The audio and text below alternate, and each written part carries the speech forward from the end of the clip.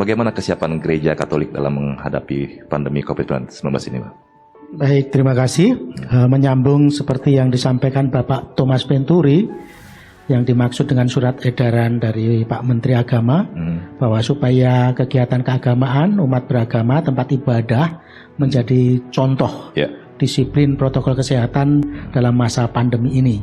Maka kami sungguh mentaati surat edaran Menteri Agama tersebut dan peraturan-peraturan pemerintah baik di tingkat pusat maupun di tingkat daerah, dan juga protokol kesehatan dengan sungguh-sungguh dan sangat hati-hati. Maka secara umum kami tidak buru-buru untuk mengadakan ibadah, tetapi mempersiapkan peribadatan, tempat ibadat, edukasi umat, sarana prasarana, protokol internal, protokol peribadatan itu dengan sebaik mungkin supaya kegiatan keagamaan dan tempat ibadah tidak menjadi klaster baru penyebaran COVID-19. Maka secara nasional, secara umum itu 57% dari 37 keuskupan yang tersebar di 34 provinsi belum mengadakan ibadah fisik, dalam arti di gereja, tetapi masih live streaming, masih online. 43% sudah mulai kebijakan keuskupannya dibuka untuk ibadah, tetapi itu pun tidak langsung otomatis 100% paroki-paroki di keuskupan itu mengadakan ibadah, tetapi dengan situasi masing-masing mereka mempersiapkan dengan ketat protokol kesehatan tersebut dan juga koordinasi sinergi dengan pemerintah terkait perizinan. Jadi misalnya yang zona hijau mungkin ada paroki yang sudah melaksanakan, tetapi tidak semua paroki di keuskupan itu langsung mengadakan, sebagian kecil.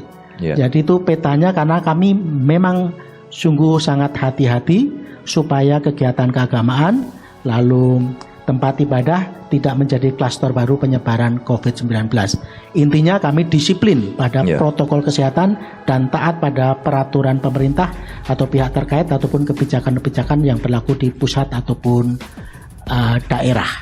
Itu prinsipnya, mengedepankan protokol kesehatan, mengikuti peraturan sehingga kita dapat beribadah dengan aman, sehat, dan masyarakat produktif. Baik.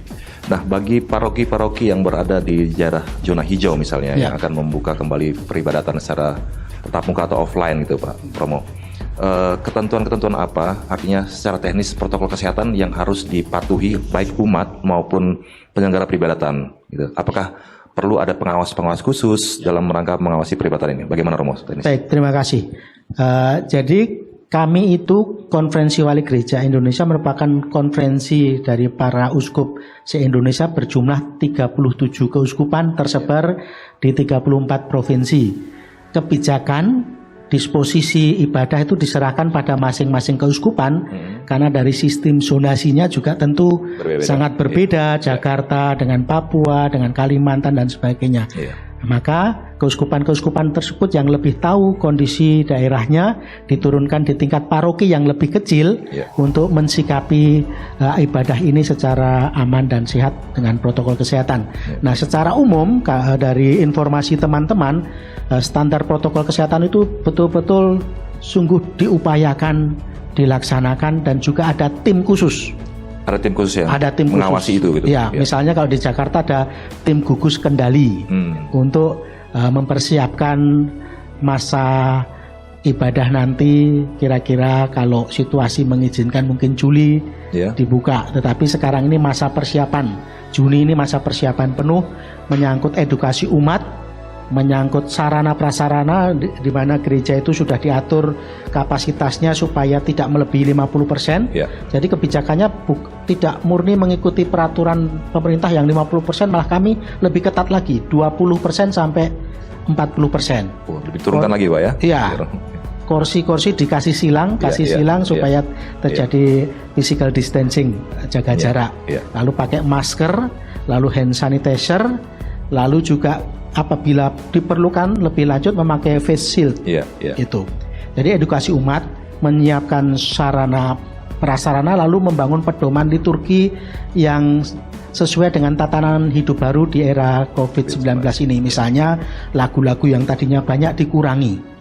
Cukup lagu pembukaan, persembahan, penutup. Lalu salam damai yang tadinya salaman cukup membungkukkan tangan. Baik. Lalu terima komuni itu petugasnya mencuci tangan sebelum membagikan dan mencuci tangan setelah membagikan. Lalu umat menyambut itu tidak bilang amin secara verbal, tapi dengan menundukkan misalnya dan sebagainya. Diatur sungguh detail. Bahkan diusahakan ada poliklinik kesehatan untuk mendukung upaya-upaya disiplin protokol kesehatan tersebut. Ini gambaran konkret yang hampir semua keuskupan di Indonesia berusaha untuk mencapai itu dengan disiplin dan penuh kerelaan dan penuh kesadaran. Ya, baik, terima kasih Romo. Ya.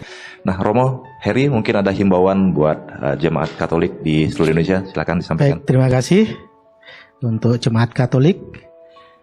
Jangan takut, tetap tenang, percaya pada penyelenggaraan ilahi, namun juga kita tetap waspada dengan disiplin pada protokol kesehatan dan mengikuti peraturan pemerintah yang berlaku, pakai masker, jaga jarak, cuci tangan.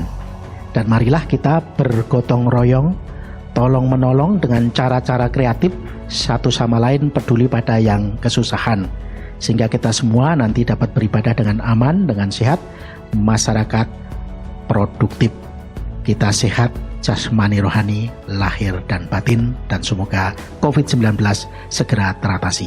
Terima kasih, Tuhan memberkati. Terima